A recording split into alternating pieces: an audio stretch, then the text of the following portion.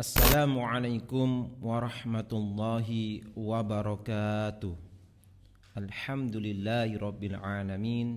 Assalatu wassalamu ala nabiyina Muhammad sallallahu alaihi wasallam. Allahumma salli ala Muhammad wa ala alihi wa ashabi wa man tabi'ahum bi ihsani ila yaumidin. Pemirsa Al-Makna dimanapun berada, kita bersyukur kepada Allah Subhanahu wa ta'ala karena kita masih diberikan kesempatan sehingga bisa melanjutkan aktivitas kita. Shalawat serta salam tetap tercurahkan kepada Nabi kita Muhammad SAW, yang mana beliau telah membimbing kita, menuntun kita ke jalan yang benar. Kita teruskan materi kita seputar beriman kepada hari akhir. Kita masuk ke ketentuan yang keempat, Adzabitu ar-rabi'u.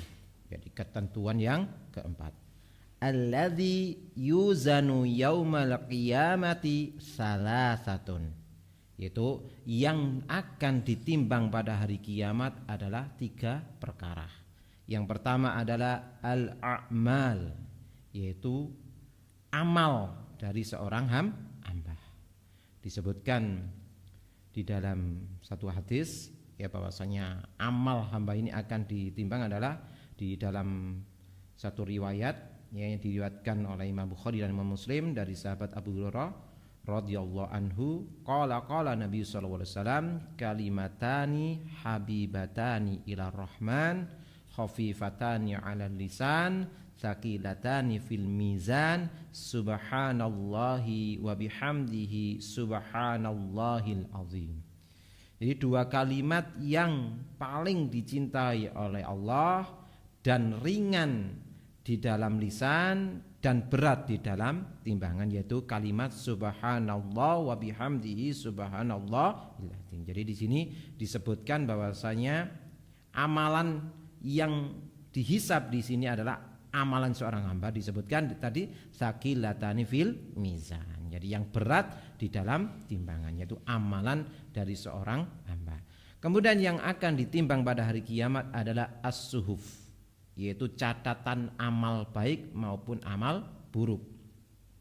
Disebutkan di dalam satu hadis ya dari sahabat Amr bin As radhiyallahu anhuma qala, innallaha sayukhallisu rajulan min ummati ala ru'usil khalaiki. Sesungguhnya Allah Subhanahu wa taala akan membebaskan seorang laki-laki di hadapan seluruh manusia pada hari kiamat. Fayansuru alaihi tis'atan wa tis'ina sijjilan, dan akan dibentangkan kepadanya 99 gulungan dosa. Kullu sijillin mislu maddal basor. Jadi ya luasnya satu gulungan itu ya sejauh mata memandang.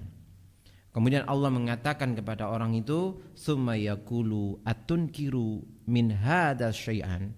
Apakah kamu mengingkari ya ini gulungan-gulungan ini, dosa-dosa ini? Al-dhalamaka katabati al-hafidun. Apakah malaikat-malaikat yang diperintahkan untuk mencatatnya itu mendolimimu?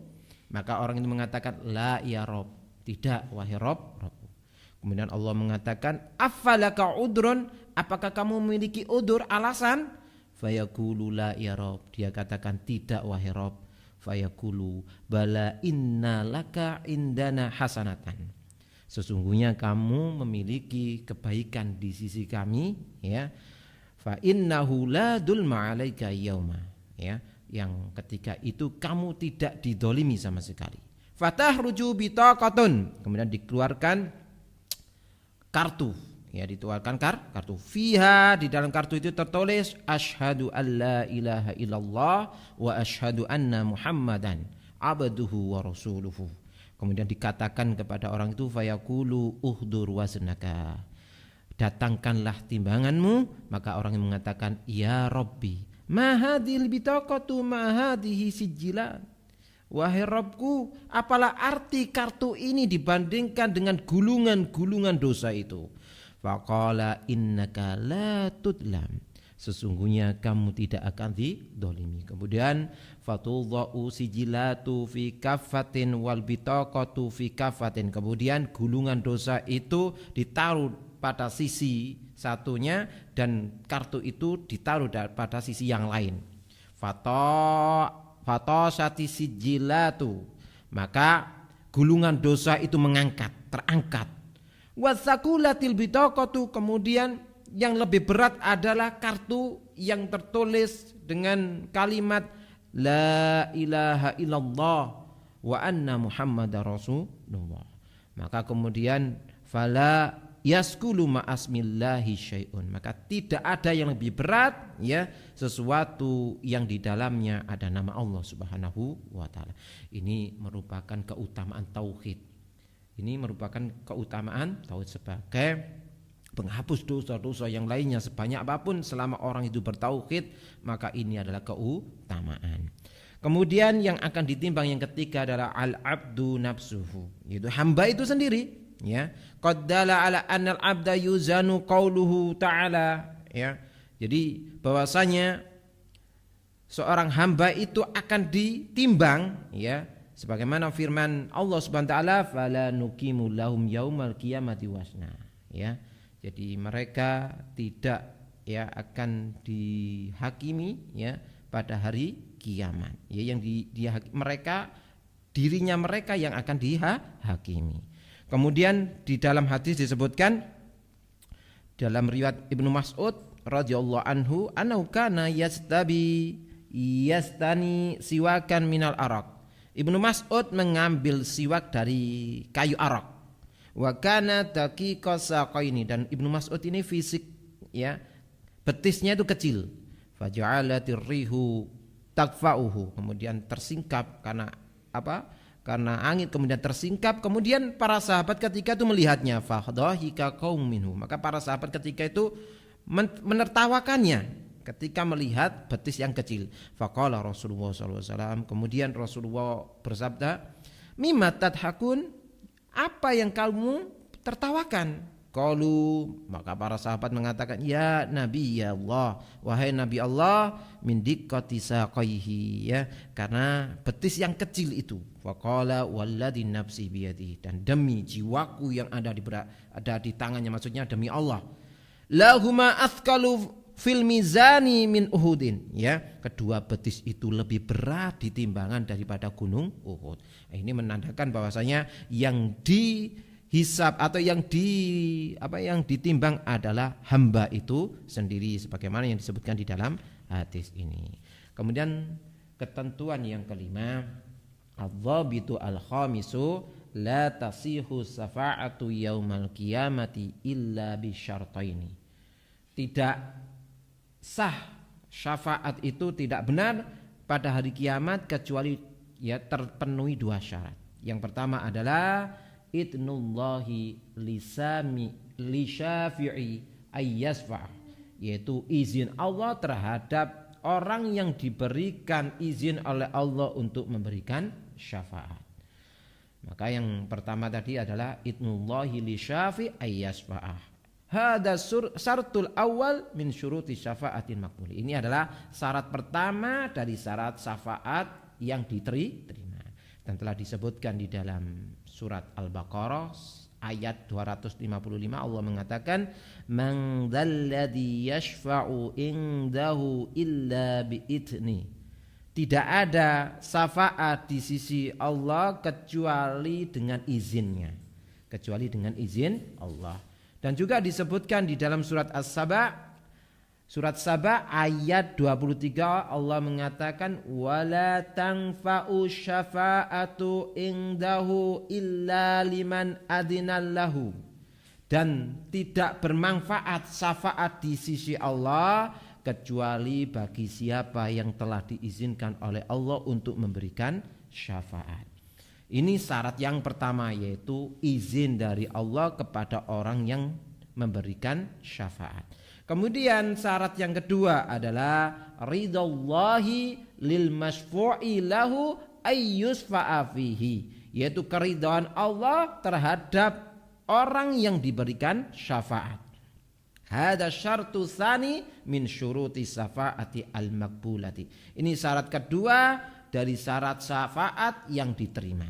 Wa qad dalla ala hada syarti qauluhu ta'ala, dan ya telah ditunjukkan ya berkait dengan syarat yang kedua ini adalah firman Allah Subhanahu wa taala di dalam surat Al-Anbiya ayat 28. Allah mengatakan wala yasfa'una illa liman irtadha.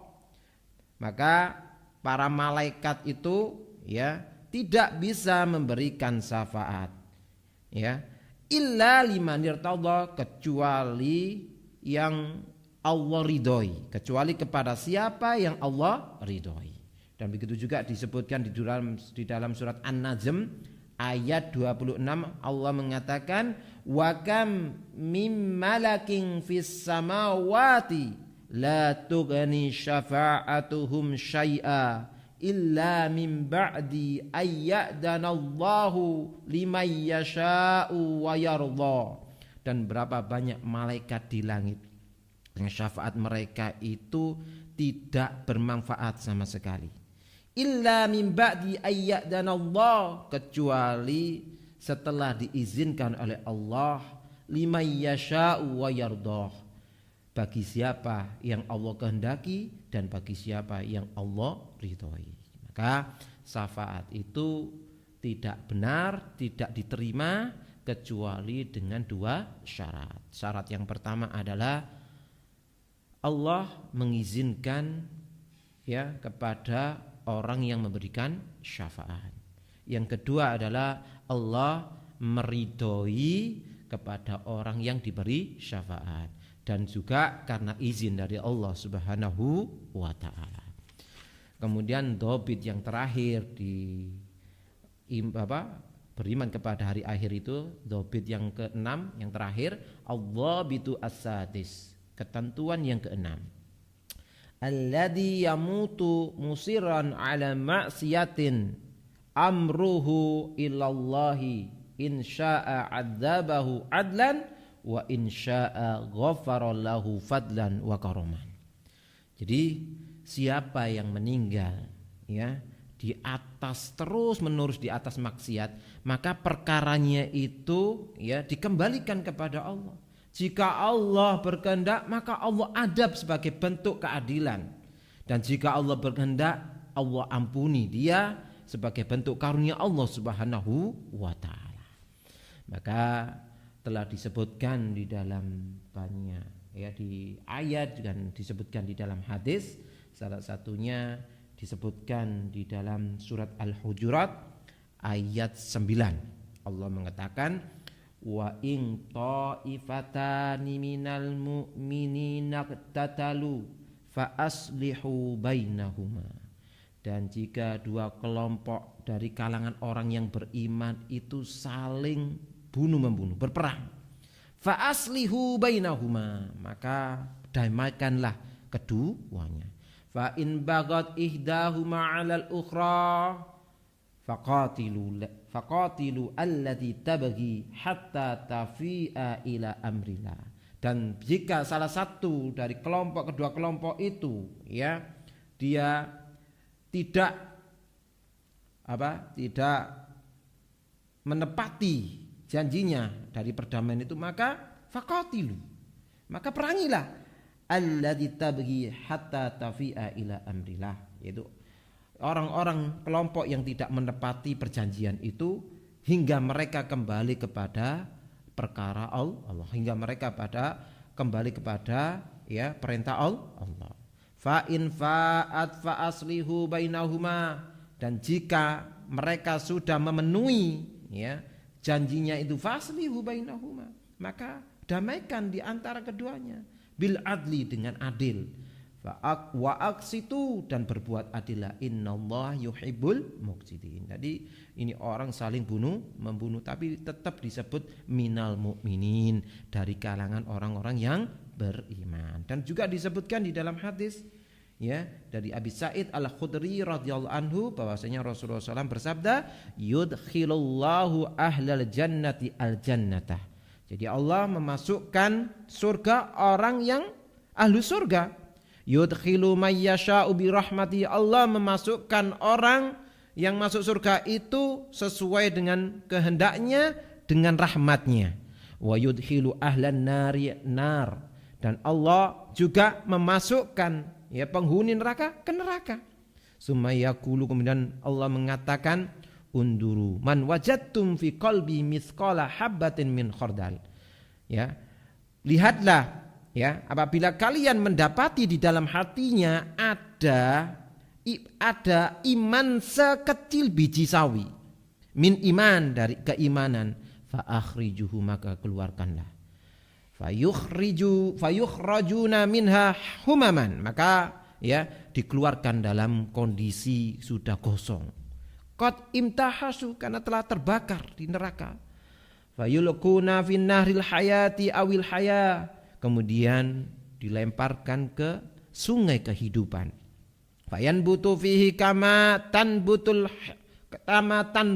hibbatu ila janibis sail. Jadi mereka ketika dilempar ke sungai itu kemudian tumbuh sebagaimana tumbuh-tumbuh biji-bijian setelah terbawa oleh banjir di sekitar sungai itu. Alam tarwaha kaifa takhruju safra'a multawiyah. Ya, apakah kamu melihat bahwasanya setelah disiram atau setelah dihujani di sungai kehidupan itu, sebagaimana biji-bijian ketika di bawahnya kemudian ya tumbuh di tepi-tepi sungai.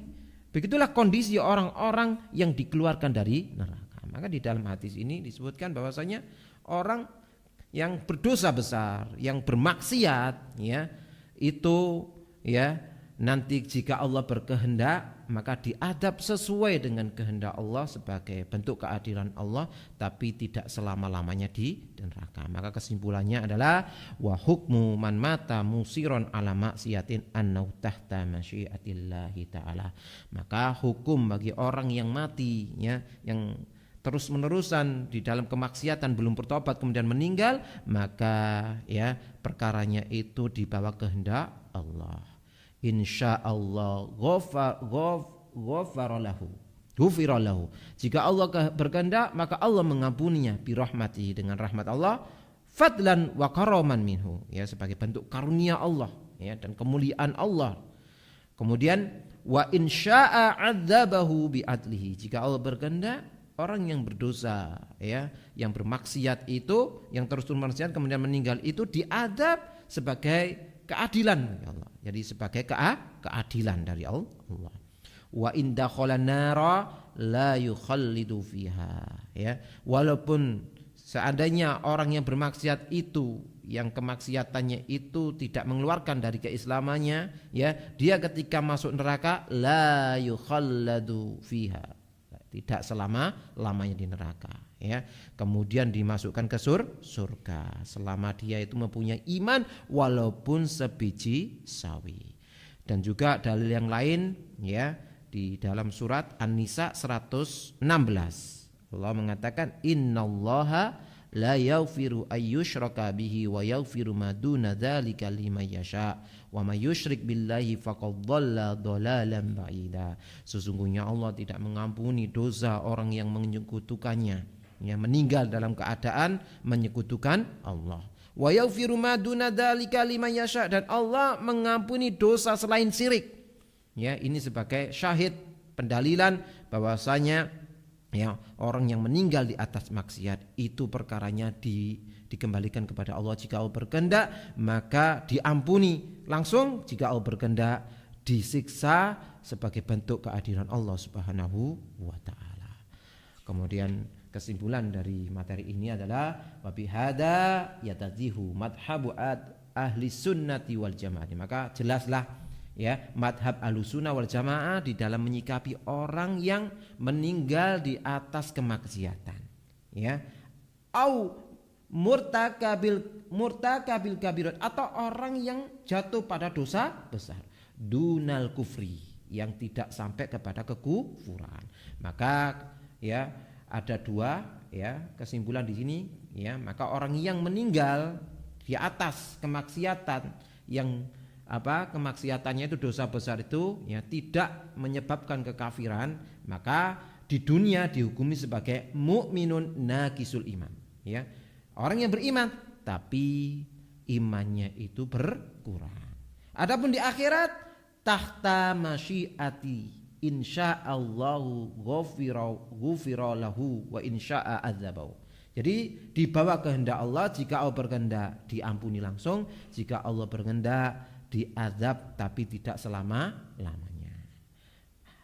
Amma man fa'ala fi'lan mukaffiron fahuwa kafirun. Adapun ya siapa yang melakukan perbuatan yang kufur, ya, kufur i'tiqad, ya, wa huwa kafirun fid dunya, dia kafir di dunia, wa khalidun wa mukhallatun finnar, ya, dia itu selama-lamanya di neraka, ya, wa mukhallatun finnar, maka selama-lamanya di neraka. Fil akhirati in matali, jika meninggal di atas kekufuran, jadi belum tobat dari kekufurannya itu.